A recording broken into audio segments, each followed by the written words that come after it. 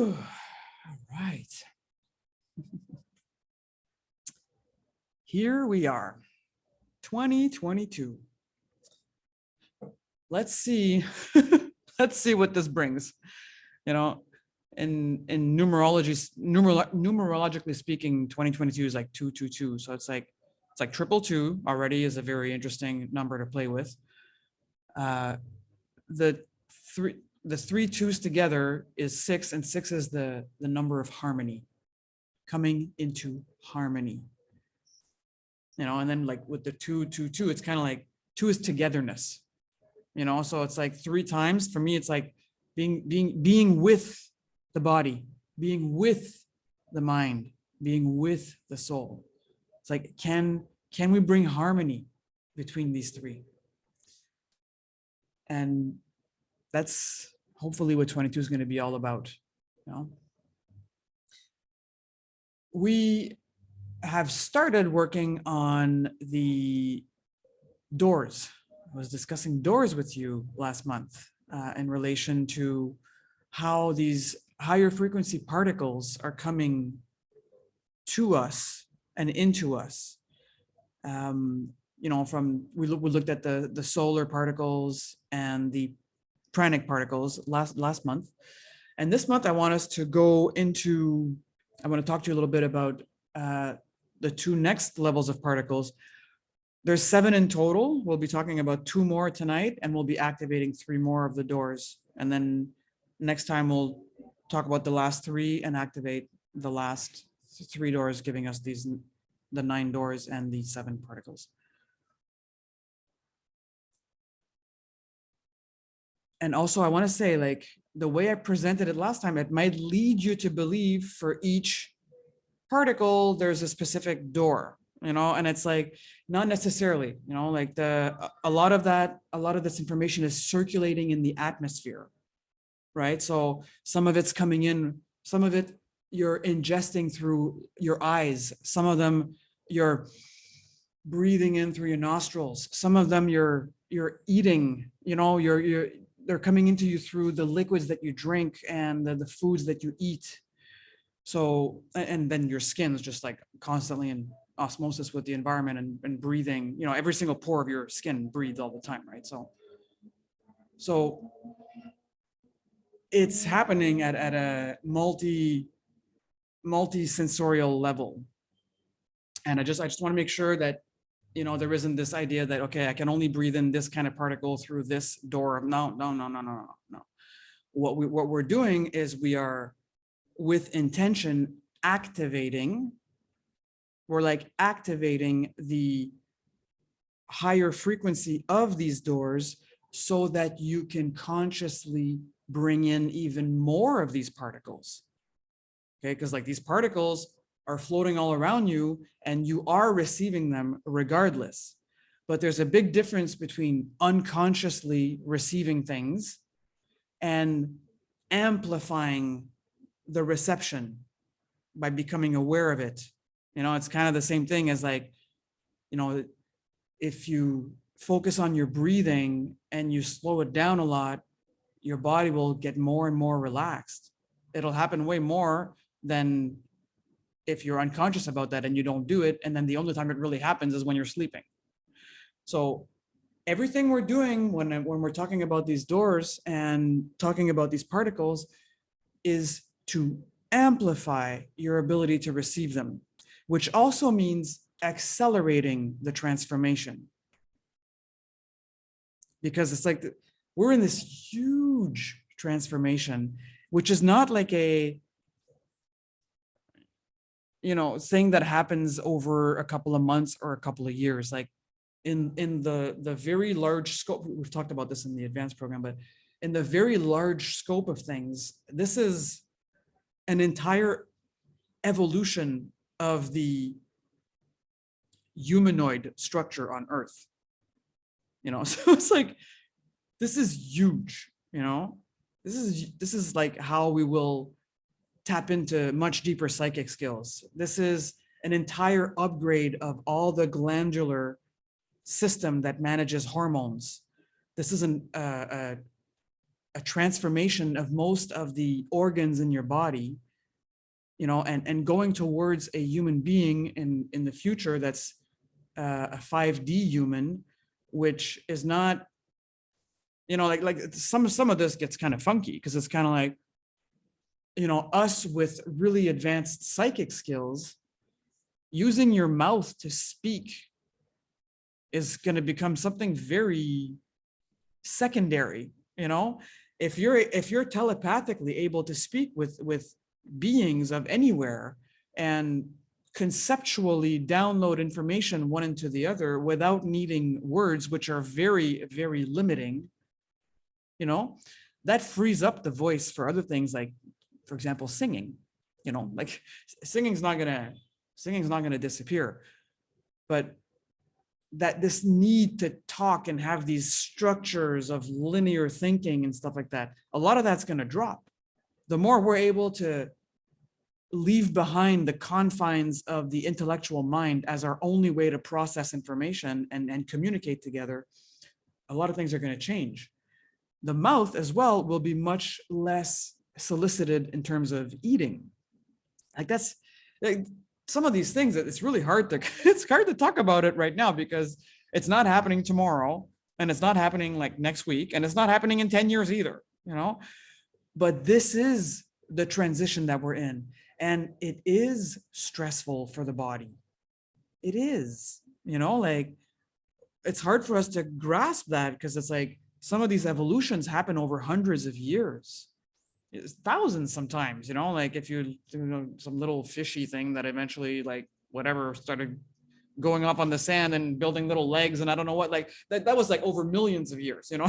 It's not going to be that slow because we have this huge momentum that's pushing, which is, you know, that momentum is not only brought on by an absolute necessity that we evolve in this Milky Way, you know, that humans evolve before we manage to actually fuck shit up for other people through nuclear stuff that can have huge effects on, you know, the walls between dimensions and like a, you know, that's a whole other subject, but you know, like a lot of alien sightings have been happening since nuclear stuff started.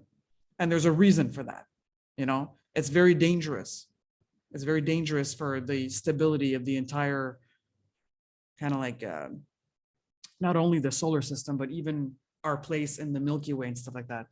So there is a huge pressure coming from outside, you know, of like, you need to evolve because you're at the place where you can self-destruct, you know. And it's true. Like, it's like, if you launch all these nuclear bombs that we have, that it's like, we can absolutely destroy the earth and all of us on it, you know? So that's not bullshit. Like, so there's a pressure coming from the outer civilizations that are like, okay, they need help. And the law of non-interference requires that we ask for help, you know? So that's one thing. We've also got a push coming from deep within the earth, because there's more than one dimension going on here, and there are actually beings that live in the earth, in the intra-earth, like that they're not 3D. You can't go excavate them and look with the thing and find them. You know, they're energy beings, just kind of like the same way that there's energy beings on Venus and stuff like that, the Hathors. They're not 3D. You know, like they're starting 5D, you can start seeing them. And so there's also Gaia. There's Gaia itself, the being of Earth, that is having this huge transition from Plexus frequency to heart frequency, and everything on it needs to come up with her. Like it, you know, there's no, okay, over here, we're just going to stay 3D while the whole Earth frequency is going fight. It ain't happening. No. The people that are not able to transition, you know, that gets kind of tricky for them. They will suffer way more from the changes happening right now than people that are willing to evolve and accept to to work with these energies that are not easy to work with. So this push is coming from a whole bunch of places at once. And tonight, the two types of particles I want to talk about, it's interesting because some of them are coming from within the earth, and some of them are coming to us from the cosmos. So, and they're called crystalline particles. So there are the celestial crystalline particles and the terrestrial crystalline particles. It's not, no complicated concepts here. This is very simple. It's just the energy frequency of very, very purified minerals that are able to transport information in them. This is the beauty of very refined forms of minerals that become kind of see-through, is that they are incredible tools to put a whole bunch of subtle information in, and the information can be held there for millions of years. And in part, the terrestrial crystalline particles have been infused a long time ago by what we knew as the Atlantis civilization, but they were from another civilization. Okay, so it's like, we're kind of like, oh, there was this really evolved, they came from other places, and they created very, very advanced societies and systems. And we don't know a lot about them because these civilizations lasted a long time, way longer than, we got little piecemeal pieces, and it's like, we don't have a proper understanding of everything that they did. But, 3D humans keep hoping they're going to find, archaeologically, they're going to find the remnants of Atlantis, and they're going to find some rock tablet with information on it. And then we will know all the information of it, and it's like, this is where it gets really trippy, is that they have left a lot of information. They have left a lot of information for us, but they didn't write it on rocks. They embedded it, they infused it into forms of crystals, and they infused it into even forms of crystals that aren't necessarily like a rock, on the ground, that are literally crystalline particles that float in the air and that have tons of information, like entire libraries of information. It is subtle information, and you can only access it through your subtle senses. So, there's a lot of the heritage of very, very powerful information and tools of ascension and consciousness that they have left us, a very deep heritage before they fell, because they fell too. They went power tripping and stuff like that, and they did some really horrible things, and they created like a synthetic Merkaba, which is often called the Death Star. Think about Star Wars, and they literally they almost destroyed the core of the earth. Like the whole fall of Atlantis, the whole thing falling, it was based on massive misuse of power. But millennia before that happened, it was a very, very advanced and spiritually wise civilization, and they left a lot of information for us. We just don't know how to decode it because we're still trying to find buildings, So, okay. Sorry, just a little parentheses about that. So we have all these, the reason they're being released right now from the intra-earth is because, and has been since since 1995 or so.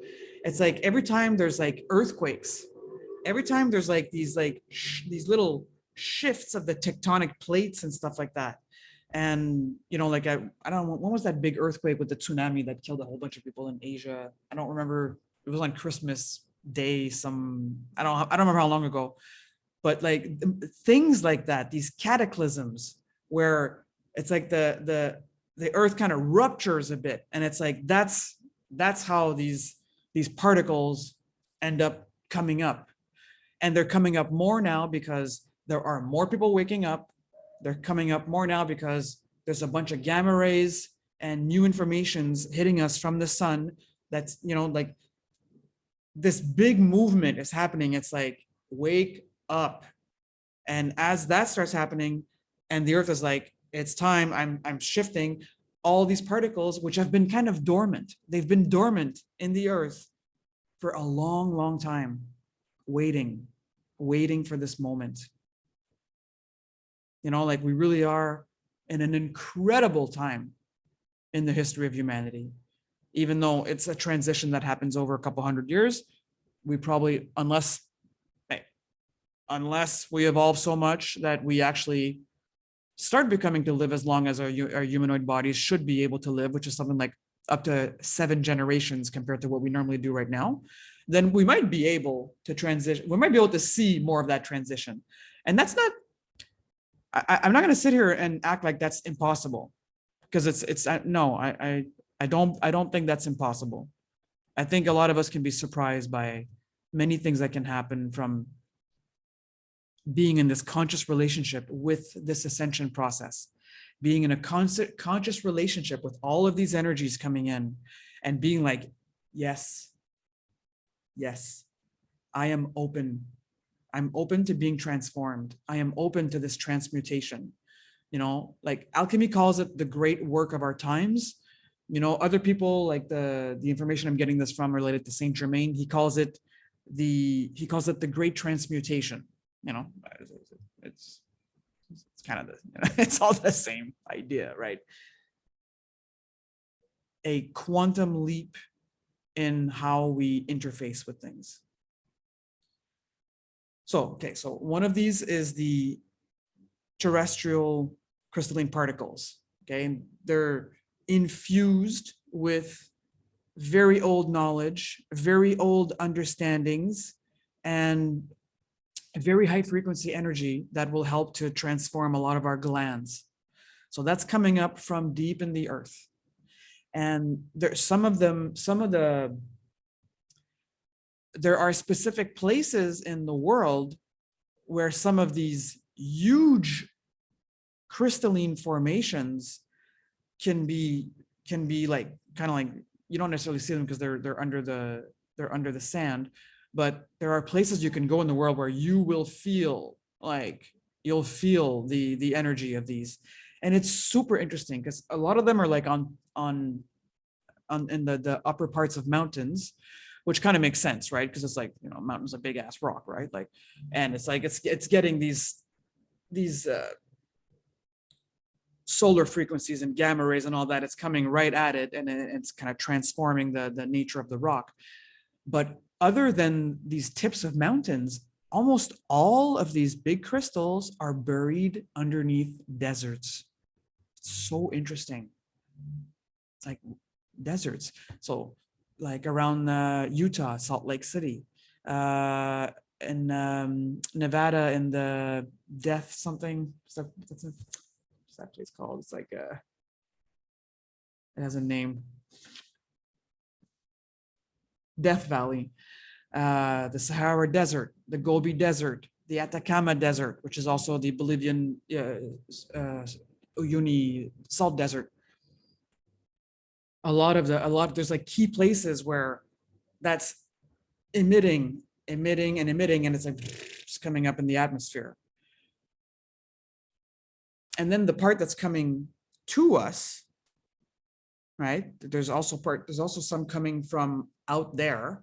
It mixes in with the prana and the solar and stuff like that. And the celestial crystalline particles, they each have different roles in what they're doing, but these roles together are very, very important right now. So I'm going to talk to you a little bit about what the role of these celestial particles are doing, so that hopefully it'll help you, how can I say this? Not alleviate, but feel less bombarded and attacked by not understanding what's happening to you. So what these celestial particles do is they are processed by your solar plexus. And they do something very, very incredible that, unless you understand that, it's a lot harder to go through it. So what they do is they amplify in real time any of the psychic toxins in you. So old emotions, traumas, negative emotions, old memories, things that are held onto in your body, you know, the stories we've spun about things in our lives. So what's happening is, what these particles do is, let's say something happens in your life, and then you go into an emotion about it. You go into like, oh, of course, that's na, like, you know, like we've done thousands of times. What these particles do is they amplify that reaction. It's almost like all of a sudden you have something that, as soon as you go into a place where you're getting stuck in the past or in negative frequencies of emotions and memories, it's like these particles, they just up the volume to 1,000. They just up the volume to 1,000. Okay, so if you don't understand that this is what's going on, you know, oh man, you know, you're just kind of like, why am I still, I'm still stuck in this thing. I thought I was over that. I've been working on that for 10 years. And what's really going on is that these particles are kind of like, look at that. You know, like, it's actually a great service. But for anyone that's still a victim of whatever they're feeling, whenever it comes up, they don't know that that's what's going on. They just think they're fucking losing it even more. You know, and they're probably starting to think like, oh my God, these 5 years of psychotherapy, completely useless, and blah, blah, blah, blah. And my dad did this to me, and then more and more and more and more. And then that amplifies more and more and more and more and more of these particles. And the goal of all that is so that you feel how ridiculous it is. You know, like, what a weird concept, you know? These particles bring you in the present moment so much, and they amplify whatever you're putting in there. They just amplify the shit out of it. So then you become way more able than before to tell what you have been bringing into the present moment. If it's screaming at you, like, ah, it's a lot harder for you to, like, you know, oh, well, that's just the way it is, you know. No, the louder it screams, the more you're kind of like, ah, the more you're forced to look at it. And if you actually do, like, instead of like, no, if you actually do look at it, then you can actually start healing and releasing it. You can only heal what you feel. So these particles are kind of like, all right, well, let's bring on the feeling. And it's almost instantaneous. I have a living example of that happening to me like yesterday. And even though I'm connected to this information, I got totally brought up, and it took me like a good 2 hours to like, Julie, what are you doing? Like, what are you bringing into the present moment right now? You know, I was like right back to being a 5-year-old little girl abandoned by her father, and everyone in the world abandons me all the time. And then it was just like, it was getting louder and louder and louder and louder. And it was like, it got so loud that I just kind of like, where am I right now? Like, where the fuck am I?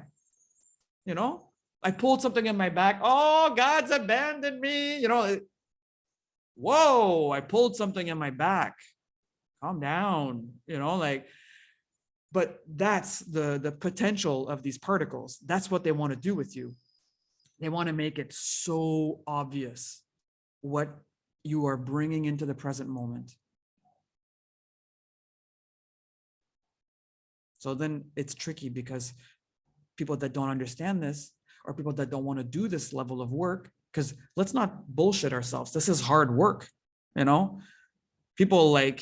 People want to go put their head in the sand and get drunk and smoke dope and I don't know what, and just like, no, I don't want to deal with it. Like, and unfortunately for a lot of people, like the whole COVID thing just meant staying at home and watching tons of Netflix. You can use this to go much deeper into yourself, or you can use this to not go much deeper in yourself, so, but we're choosing to go deeper.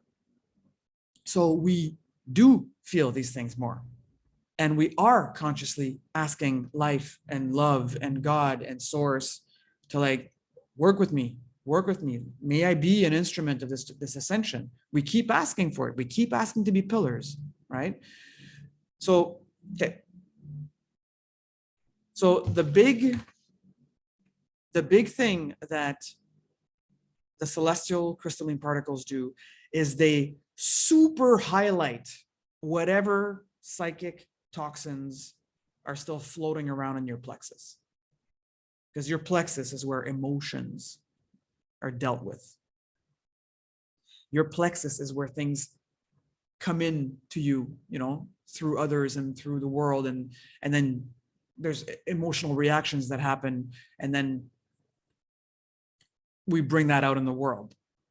So like the part of the meditation we're going to do tonight is going to be about the plexus, and just really, we want to work on depressurizing. We want to depressurize the plexus and all of this stuff that's in it, all of these psychic toxins. We want to purge the plexus. I like that, the plexus purge. And no, we don't have to puke, So that's about the crystalline ones coming into the atmosphere. What's happening with the terrestrial ones is that as they're getting released in the atmosphere too, and we're kind of interacting with them, they are having a really, really intense effect on our mind. So you're going to see how this is like, wow, the relation between these two makes so much sense that I talk about them together tonight.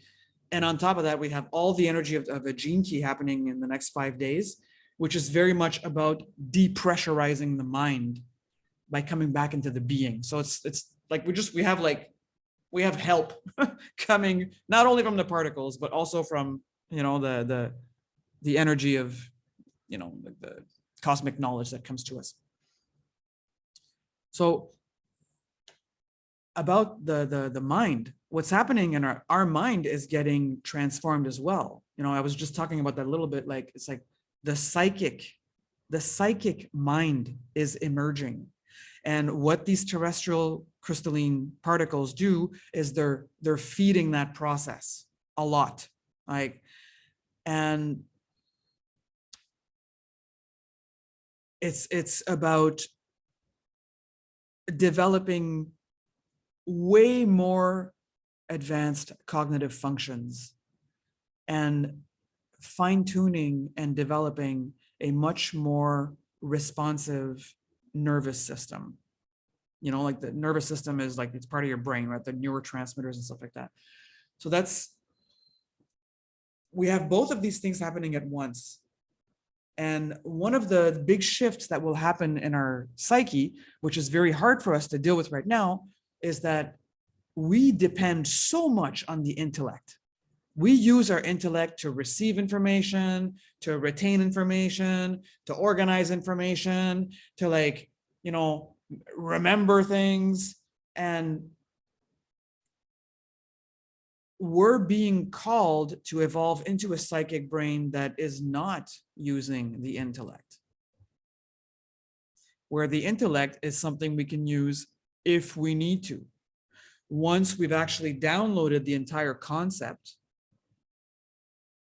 direct communication with the field of information, all the information you'll ever need, all of it is already out there. All of it is floating in the ether. It's all there. Like, we are so tired from our intellect being the one trying to manage and process all that information. And then it has to remember it. And then it has to put it in books. And then it has to be able to go read it. And then it has to be, and the psychic brain doesn't do any of that. The psychic brain doesn't even really need memory anymore. If you think about the internet, that's a good example of the psychic brain. Do you know every single thing on the internet in your intellect? Of course not. You need information, you go right, and you receive it. Okay, that's the psychic brain. That's what the psychic brain looks like. The internet is just like a 3D metaphor of something that we're already able to do. So we've got this unhealthy relationship going on that has been going on for a long time between our emotions and our thoughts. Because it's like these psychic toxins that are stuck in your plexus, that are constantly like floating around in there and triggering emotions and triggering stories, right? Like, there's a relation between these two. The stories are held in the mind. It's the intellect that's like processing data that's coming from a purely sensorial level. You've got things happening in your plexus. You've got old undigested emotions that come up and create states in your physical body, and then your mind and your intellect go in overdrive to try to figure out what to do about it. And then and oh, but I already knew that. Like, that guy's always like that, and this and that, and it's like, oh my God! So these two, these two need this upgrade really bad. That plexus needs to be purged from the past, purged from these things that it's holding on to. And the mind also needs to be purged. Your mind needs to be allowed to relax and enter into a much higher state in which it is connected to the vastness of the universal intelligence. And it's no longer trying to micromanage and control everything and remember everything. It has reconnected to the vast universal intelligence. So that's where we're going tonight in our meditation. We're going to be working with these two and bringing ourselves into them in a way that we are willing to depressurize them. So that's what I want to do with you tonight. And just easy peasy. So does anyone need to little bathroom break or a glass of water? Glass of water is not a bad idea. I'll just pause and then we'll kick back in with the meditation in a couple of minutes.